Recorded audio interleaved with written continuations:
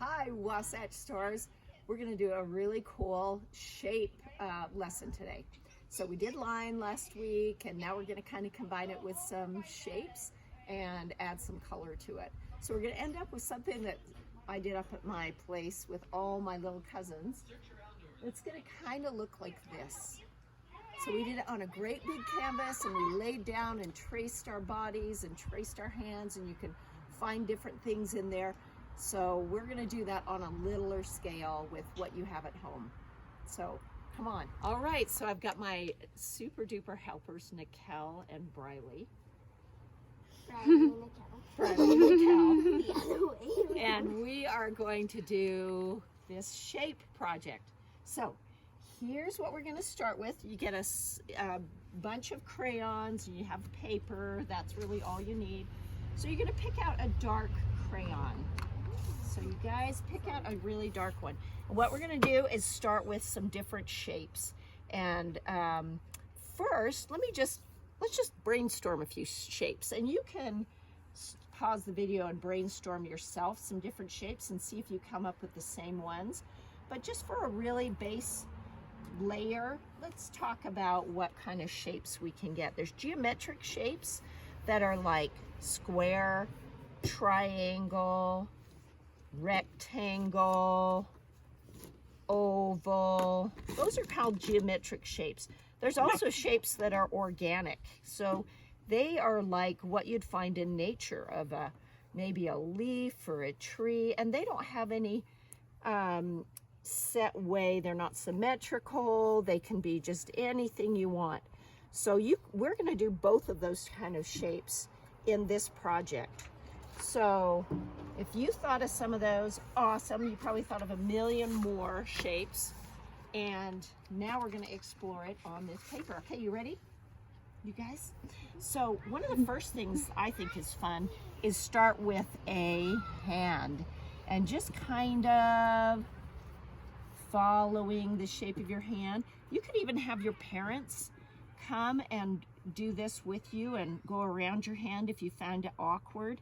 These guys are pros, and so they can do their own and kind of go all the way off the page with it, because we're trying to overlap. Oh, I like how you've got some shapes there. So the other thing we're going to do is the line quality thing we talked about. So make sure that some of your lines are really dark and some are thin, and thicken up some. And that makes all of our outlines just a little bit more interesting for this project too. So we've got this cool shape of our hand. Then we're going to do overlapping. And overlapping means stacking one on top of the other, because we're trying to make all sorts of different shapes in this. So maybe I'll take this and I'll do a heart shape. And see how I went over? So that heart has two now places that can be two different colors. And I can even overlap both of them by doing kind of a big rectangle or something all the way through. So you guys can, maybe a big circle that cuts through the fingers. So I have this shape and this shape that are different. And then maybe I'm going to take some lines and go all the way through all of the lines in the canvas. And remember to press really hard, make some of the places nice and thick, make some of them thin, lighter and darker. I kind of like that. It gets more interesting as you thicken stuff up. So you can work on this, you know, for a long time. I won't spend a lot of time on this, but make sure that you have all your, you can even start from the middle like this and kind of go through. And if I have a great big area like that I want broken up, I can just do a wavy or a zigzag line. And this line can go all the way out. This looks like a great big area. Maybe I want to do that with a loop-de-loop and break that up. So once I kind of have a whole bunch of stuff going on here, just do some zigzags.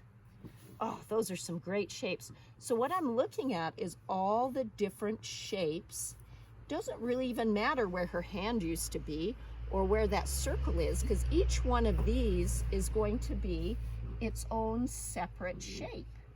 And we are going to now look at all of our cool colors of crayons. And I just have mishmash ones here. You can get them out of your box if you have some of those at home. And each space, you're gonna take a different color. So I'm not gonna do the same color there as I did there. I'm gonna make those two separate colors, and I'm gonna separate them so that each color, it kind of makes it abstract, where you think you know where your hand is, but when you color them in all different colors, it ends up fooling your eye, and so no longer can I really see that I had a hand there, or that Nicole had a heart there. Wait, Nicole had a heart there, and Briley had her cool hand and leaf. Look at that cool leaf shape there. Those are really great, and look at all those different shapes that she has to fill in. So remember your craftsmanship. Go real slow. We're going to cut the video now, and we'll come back. Oh, and see how sometimes when I have a purple, I go different places and use the purple in all the different places before I pick another color. That way I don't have to pick a new color every single time I go somewhere. I can move the purples around on the page. So we're going to use our best non-scribbly craftsmanship. We're going to fill these in. They're going to look super cool, and we'll come back and post that at the end so they see what the end product looks like. So I have to end every art lesson with the art puppy. Say goodbye to the art puppy and Tank. Goodbye. Say goodbye, Nicole. Say goodbye, Briley.